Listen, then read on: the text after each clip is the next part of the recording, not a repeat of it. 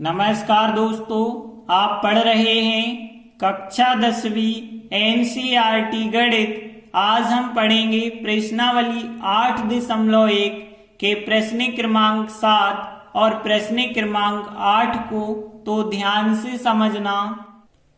तो देखिए, अभी तक हम इतना सब कुछ पढ़ चुके हैं जो कि आपको ध्यान रखना पड़ेगा, क्योंकि यहाँ पे ये सभी त्रिकोणमितीय अनुपात जो होते हैं उनके फार्मूले कैसे बनाए जाते हैं, हमने एक ट्रिक देखी थी, इस ट्रिक के माध्यम से हम बना रहे थे, तो ये सब याद रखना। तो देखिए, प्रश्न 7 है, यदि कॉट थीटा का मान 7/8 दिया गया है तो हमें इसका मान और इसका मान ज्ञात करना है। तो कैसे ज्ञात करेंगे? तो देखिए, सबसे पहले हमें एक समकोण त्रिभुज ऐसा लेना होगा जिसमें हम कॉट थीटा का मान 7/8 ले सकें। तो देखिए, हम मान के चलेंगे एक समकोण त्रिभुज है। अब इसका नाम हम कुछ भी दे सकते हैं, जैसे मान के चलिए हमने इसका नाम ABC दिया है। यहाँ पे जो कोण A है इसे माना जाएगा थीटा, तो यहाँ पे थीटा हो गया ये वाला कोण A। तो देखिए, हम मान के चले त्रिभुज ABC एक समकोण त्रिभुज है जिसमें कोण B 90 अंश है और कोण A को हमने थीटा ले लिया। अब देखिए, हमें ये बात दी गई है, तो हमें दिया गया है कॉट थीटा का मान 7/8। अब देखिए, कॉट का फार्मूला यदि हम देखें तो देखिए यहाँ tan का होता है लंब बटे आधार, उल्टा कर देते यदि आधार बटे लंब, तो ये हो जाता कॉट का फार्मूला। तो देखिए, यहाँ पे कॉट थीटा का जो फार्मूला होता है वो हम लगाएंगे। क्या होता है? आधार बटे लंब। आधार कौन सी है? थीटा, ये रहा कोण, तो आधार हो जाएगी AB, तो आधार AB लिखी और बटे लंब करना है। लंब कौन सा है? यहाँ पे BC है, क्योंकि कोण के सामने की भुजा लंब कहलाती है। और बराबर कितने के चल रहा है? 7/8 बराबर चल रहा है। यदि हम AB का मान 7 लेंगे तो BC का मान 8 लिया जाएगा। और अब हमें AC भुजा और ज्ञात करनी होगी, क्योंकि दो तो हमें पता चल गई कि AB का मान यहाँ 7 है और BC का मान 8 है। कर्ण AC का मान हमें ज्ञात करना है, तो पाइथागोरस प्रमेय लगाएंगे। तो अब हम समकोण त्रिभुज ABC में पाइथागोरस प्रमेय लगाएंगे। तो कर्ण का वर्ग मतलब यहाँ AC का वर्ग और फिर लंब का वर्ग मतलब यहाँ BC का वर्ग प्लस आधार का वर्ग, आधार मतलब AB का वर्ग। अब देखिए, यहाँ पे जब आप मान रखते चलेंगे तो यहाँ पे BC का मान कितना है आपके पास? 8 है, तो 8 का वर्ग, और AB का मान है 7, तो 7 का वर्ग। देखिए, AC तो हमें पता नहीं है, तो AC का वर्ग आपको लिखते चलना है। और आगे यदि हम सॉल्व करेंगे तो क्या मिलेगा? AC वर्ग बराबर 8 का वर्ग 64, 7 का वर्ग यहाँ 49 है, और टोटल कर देंगे तो AC वर्ग बराबर 64 और 49 को आप जोड़ देते हैं तो 113 मिला हमें AC वर्ग का मान। अब हमें यदि AC चाहिए तो AC बराबर वर्ग हटाते हैं तो दूसरे पक्ष में वर्गमूल मतलब करनी आ जाती है, तो करनी 113 हो गया। फिर AC का मान देखिए, इसके गुणनखंड तो नहीं होते हैं, तो यहाँ पे कर्ण AC का मान करनी 113 आ गया। अब देखिए, हमें जो मान ज्ञात करना है उसमें साइन की जरूरत होगी, साइन की, कॉस की और कॉस की जरूरत होगी और कॉट की जरूरत होगी। कॉट का मान तो हमारे पास पहले से है, लेकिन साइन और कॉस जिनकी जरूरत होगी वो मान हमारे पास नहीं है। तो अब क्यों ना हम साइन कॉस के मान पहले निकाल लें, फिर इस पूरे का मान निकाल सकते हैं। तो अब हम साइन और कॉस, साइन थीटा का मान और कॉस थीटा का मान, इन दोनों के मान हम ज्ञात कर लेते हैं, साइन थीटा और कॉस थीटा के मान। तो देखिए, साइन का फार्मूला लंब बटे कर्ण होता है और लंब का मान है BC और कर्ण का मान है AC, तो यहाँ पे हो जाएगा BC बटे AC और BC का मान कितना है 8 है, 8 बटे AC का मान करनी 113 आया है। तो साइन थीटा का मान 8 बटे करनी 113 हो जाएगा। इसके बाद कॉस थीटा यदि देखें तो आधार बटे कर्ण होता है और आधार का मान AB है और कर्ण का मान AC है, तो AB बटे AC और AB का मान 7 है और AC का मान करनी 113 है, तो ये हो गया कॉस थीटा का मान। इतना सब ज्ञात करने के बाद ही आप इन दोनों सवालों का आंसर निकाल सकते हैं। तो अब हम पहला सवाल लेते हैं। तो देखिए ये रहा पहला सवाल। अब हम क्या करेंगे, यहाँ पे साइन थीटा का मान रखेंगे 8 बटे करनी 113 और फिर 1 माइनस साइन थीटा का मान यहाँ भी रखेंगे और कॉस थीटा का मान यहाँ पे और यहाँ पे रखना है। तो देखिए हमने सबके मान रखे, 1 लिखा, फिर साइन का मान रखा, फिर 1 लिखा, फिर माइनस साइन थीटा का मान, फिर 1 लिखा, कॉस थीटा का मान 1 लिखा, फिर कॉस थीटा का मान। तो देखिए मान तो आपसे रखते बन जाएंगे। अब यदि आप ऊपर की संख्याओं को हल करना चाहते हैं तो देखें 1 प्लस 8 बटे करनी में 113 और 1 माइनस 8 बटे करनी में 113। तो ध्यान देना यहाँ a plus B a minus B की सर्वसमीका बनती है, जो कि आप लोगों को पता होगी कि यदि a plus B a minus B है तो इनका गुणनफल a वर्ग माइनस b वर्ग होता है। तो यहाँ पे हम कह सकते हैं इन दोनों का गुणनफल a वर्ग माइनस b वर्ग। a वर्ग का मतलब होगा 1 का वर्ग माइनस b वर्ग का मतलब होगा 8 बटे करनी में 113 का वर्ग हो जाएगा। तो a वर्ग माइनस b वर्ग हमने ऊपर किया, नीचे भी देखें तो a plus B a minus B, तो यहाँ भी हो जाएगा a वर्ग माइनस b वर्ग हो जाएगा। तो यहाँ a मतलब 1 होगा और b मतलब ये वाली संख्या होगी, तो a वर्ग माइनस b वर्ग हमने यहाँ भी कर दिया है। अब देखिए आगे जब हम सॉल्व करेंगे तो क्या मिलेगा, 1 का वर्ग 1 होता है माइनस 8 का वर्ग हो जाएगा 64 और बटे में करनी 113 का वर्ग करेंगे तो करनी से बाहर आ जाएगी संख्या। इतना तो आपको पता होगा कि जब वर्ग करते हैं तो करनी से बाहर आ जाती है संख्या। 1 का वर्ग 1 होगा और यहाँ 7 का वर्ग 49 होगा और बटे में करनी 113 है, उसका वर्ग करेंगे तो 113 यहाँ करनी से बाहर आ जाएंगे। और आगे यदि आप सॉल्व करेंगे तो देखिए यहाँ पे 1 में से इतना घटाना है, एलसीएम लेना पड़ेगा, 113 एलसीएम आएगा। 113 का 1 से गुणा करिए 113 और 64 को घटाइए तो यहाँ पे 49 आएंगे और बटे में 113 रहेंगे।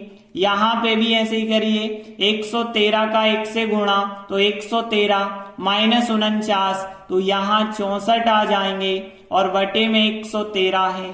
अब देखिए यहाँ पे क्या होगा, 49 बटे 113 है ऊपर, वो लिखा हमने। नीचे की संख्या को जब हम ऊपर ले जाते हैं तो वो आ जाती है गुणा में, लेकिन वो पलट जाती है 113 बटे 64 हो जाएगा, क्योंकि 64 बटे 113 है। जैसे ही हम ऊपर ले जाते हैं तो वो पलट जाती है, 113 क्या हो जाएंगे, कट जाएंगे, तो हमारा आंसर 49 बटे 64 हो जाएगा आंसर। इसके बाद सेकंड सवाल, कोट वर्ग थीटा का हमें मान निकालना है। अब देखिए प्रश्न में हमें कोट थीटा का मान 7/8 दिया गया है, तो ये रहा कोट थीटा बराबर 7/8।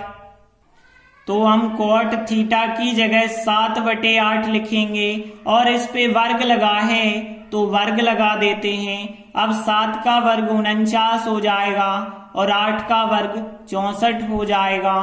तो ये सेकंड सवाल हो गया। तो प्रश्न 7 कंप्लीट हुआ। अगला 8वां सवाल है, हमारे लिए ये वाली चीज दी गई है, अब हमें जांच करना है कि इसके बराबर ये होता है या नहीं होता है। तो हम क्या करेंगे, सबसे पहले वही काम करना है, एक समकोण त्रिभुज बनाइए। तो देखिए मान के चलते हैं एक समकोण त्रिभुज है। देखिए यहाँ पे ए चल रहा है थीटा कोण का मान, तो हम ए कोण यहाँ ले लेते हैं, बाकी बी और सी आप कहीं भी ले सकते हैं। तो हमने लिखा मान के चले हैं ए बी सी एक समकोण त्रिभुज है, कोण भी 90 अंश है। देखिए अब यहाँ पे थीटा मानने की जरूरत नहीं है क्योंकि कोण ए को कोण ए ही तो लिखा गया है। अब आगे हमें क्या दिया गया है, दिया गया है 3 cot A बराबर दिया गया है 4। अब देखिए यहां से हम ऐसा लिख सकते हैं ना, cot A बराबर 4, 3 यहाँ पे कहाँ आ जाएंगे, बटे में आ जाएंगे। अब हम cot A का फार्मूला लगाएंगे। तो देखिए cot होता है tan का उल्टा, tan होता है लंब बटे आधार, लेकिन cot होता है आधार बटे लंब। तो यहाँ a कोण का आधार जो है AB है, तो हम क्या लिखेंगे, AB हो गया आधार और लंब क्या हो गया BC। तो AB बटे BC बराबर है 4 बटे 3 के। मतलब यदि AB का मान 4 है तो BC का मान 3 लिया जाएगा।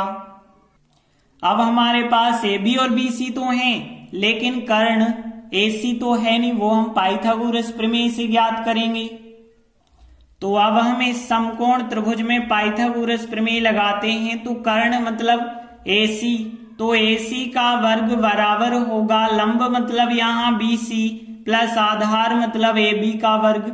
और देखिए आगे जब सॉल्व करेंगे तो यहाँ पे AC का वर्ग बराबर BC कितनी है, 3 है तो 3 का वर्ग, AB कितनी है 4 है तो 4 का वर्ग। और आगे सॉल्व करेंगे तो AC वर्ग बराबर 3 का वर्ग 9 होगा, 4 का वर्ग 16 होगा।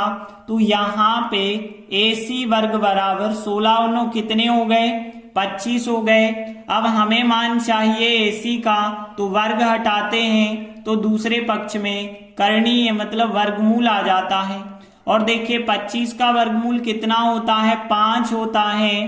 तो AC का मान कितना आ गया, फिर 5 आ गया।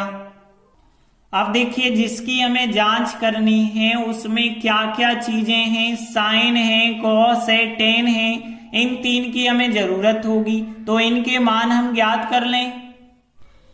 तो देखिए हम साइन, कॉस, टेन इन तीनों के मान ज्ञात करते हैं। देखिए साइन का फार्मूला लंब बटे कर्ण, कॉस का आधार बटे कर्ण, टेन का लंब बटे आधार होता है। अब यदि हम चित्र में देखें तो यहाँ पे ए कोण के लिए लंब कितना है, यहाँ BC है लंब, और आधार क्या है ए कोण के लिए, AB है, और कर्ण क्या है, AC है। तो देखिए यहाँ पे साइन का मान, साइन का फार्मूला लंब बटे कर्ण, लंब क्या है यहाँ पे BC लंब है, और कर्ण जो है क्या है AC है। फिर कॉस की बात करें, आधार बटे कर्ण, आधार है AB और कर्ण कितना है, AC है।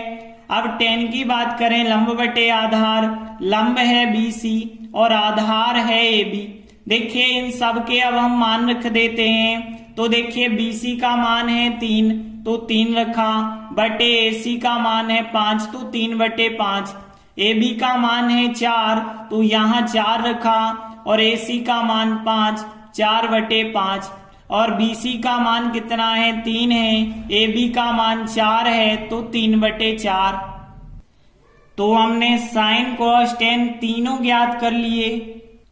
अब देखिए जो हमें जांच करनी है कि इसके बराबर इतना होता है या नहीं। तो अब हमें जांच करनी है इसके बराबर ये होगा।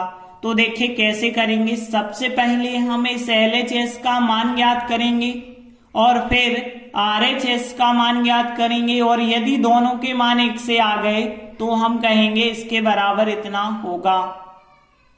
तो सबसे पहले हमने LHS साइड ली है 1 माइनस टेन वर्ग A बटे 1 प्लस टेन वर्ग A। अब 1 माइनस टेन वर्ग A tan a का मान कितना है 3/4 है, लेकिन इस पे वर्ग लगा है तो वर्ग लगाएंगे बटे 1 प्लस tan का मान 3/4 है और इस पे भी वर्ग लगाएंगे। आगे देखिए 3 का वर्ग 9 हो गया, 4 का वर्ग 16, यहाँ पे भी इसी प्रकार से 3 का वर्ग 9, 4 का वर्ग 16। आगे सॉल्व करो तो 16 एकम 16, 16 में से 9 घटाओगे तो कितने बचे होंगे, यहाँ पे 7/16 आएगा। 16 एकम 16 और 9 जोड़ने हैं यहाँ पे तो 25/16 हो जाएगा। और फिर बटे की संख्या ऊपर आएगी तो पलट जाएगी। देखिए 7/16, 25/16 ऊपर आती है तो गुणा में हो जाएगी और पलट के 16/25, 16 से 16 कट जाएगा, 7/25 हुआ हमारे LHS का आंसर। अब हम इस RHS का मान निकालेंगे। तो हमने लिखा RHS जो है cos वर्ग माइनस साइन वर्ग है। cos का मान 4/5 है तो हमने 4/5 लिखा और फिर वर्ग और फिर माइनस साइन का मान 3/5 है तो 3/5 लिखा और फिर इसका भी वर्ग। देखिए आगे जब हम सॉल्व करेंगे 4 का वर्ग 16, 5 का वर्ग 25 माइनस 3 का वर्ग 9 और यहाँ पे 5 का वर्ग 25। देखिए यहाँ पे इसमें से इसको घटाना है 25 तो यहाँ LCM ही रहेगा। अब देखिए यहाँ पे 16 का 16 आएगा, 9 का 9 आएगा क्योंकि 25 का 25 LCM हो गया। 16 में से 9 घटाएंगे तो 7/25 यहाँ भी हमें मिल जाएगा। तो LHS का आंसर और RHS का आंसर एक सा आ गया है। तो हम लिखेंगे चूंकि LHS बराबर RHS है अतः जो है इसका मान इसके बराबर बिल्कुल सही है। इस प्रकार से प्रश्न 8 कंप्लीट हुआ। धन्यवाद।